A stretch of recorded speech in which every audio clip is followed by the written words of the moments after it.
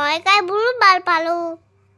তোমালোকে ট্ৰাই কৰিবা দেই নমস্কাৰ জনালোঁ সকলোকে আৰু মই মুনমিয়া সকলোকে স্বাগতম জনালোঁ আমাৰ অন্য এটি নতুন ভিডিঅ'লৈ আজি বোলে মুনুৱেও ভইচ অভাৰ কৰে গতিকে প্ৰথমখিনি তাকে ভইচ অভাৰ কৰিবলৈ দিলোঁ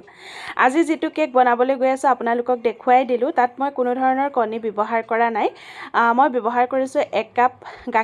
গাখীৰখিনি মই উতলাই ঠাণ্ডা কৰি থোৱা গাখীৰ ব্যৱহাৰ কৰিছোঁ তাৰ ওপৰতে দি দিছোঁ 3 ফুটা কমলা চেপি আপোনালোকৰ ওচৰত যদি কমলা নাই তেতিয়াহ'লে আপোনালোকে নেমুৰ ৰস 1 চামুচ দি দিলেও হ'ব নাইবা ভিনেগাৰ 1 চামুচ দিলেও হ'ব কমলাৰ ৰস দিলে আচলতে গোন্ধটো বৰ ধুনীয়া আহে সেইকাৰণে কমলাৰ ৰস দিলোঁ এইখিনিতে দি দিছোঁ মই গলাই লোৱা বাটাৰ আধা কাপৰ জোখৰ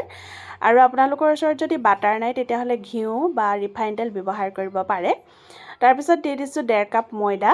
তাৰপিছত এয়া দেখিছেই নহয় চামুচত সিমানখিনি দি দিছোঁ বেকিং পাউডাৰ তাৰপিছত দি দিছোঁ বেকিং সোডা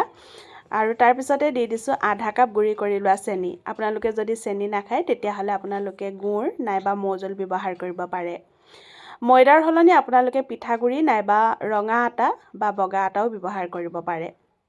নাইবা চুজিও ব্যৱহাৰ কৰিব পাৰে দেই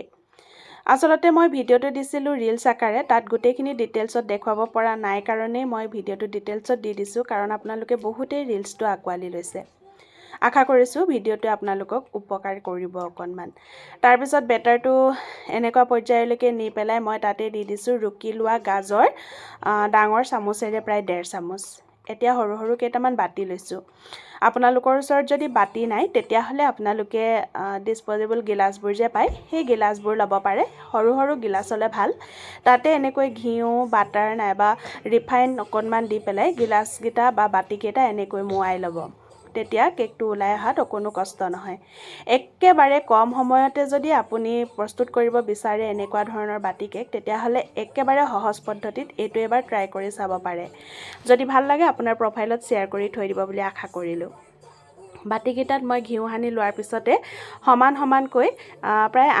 আধা বাটিকৈ মই এই বেটাৰটো তাতে দি দিম আৰু এনেকৈ দি দিয়াৰ পিছতে মই ভাল লাগিবৰ কাৰণে তাৰ ওপৰতে দি দিছোঁ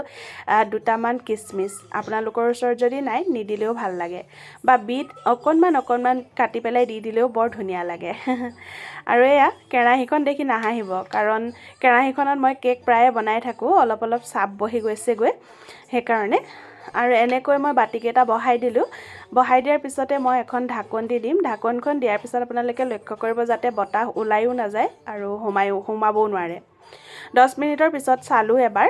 ফুলি অহা নাই তাৰপিছত আৰু 5 মিনিট ৰৈ পেলাই এনেকৈ মাৰি এডাল ভৰাই চাইছোঁ মানে মোৰ কেক সিজি গ'ল লাগি অহা নাই আৰু এনেকৈ আপোনালোকে প্ৰত্যেকে চাহকাপৰ লগত জুতি ল'ব পৰাকৈ বাটি কেক বা কাপ কেক ঘৰতে বনাই ল'ব পাৰে যিহেতু ল'ৰা ছোৱালীয়ে গাজৰ খাবলৈ মন নকৰে বাটাৰ গাখীৰ খাবলৈও মন নকৰে এনেকৈ আপোনালোকে এবাৰ চেষ্টা কৰি চাব পাৰে ময়দা দিয়াৰ কাৰণে অকণমান স্বাস্থ্যকৰ হোৱা নাই গতিকে আটা বা পিঠাগুড়ি দি আপোনালোকে বনাই দিব পাৰে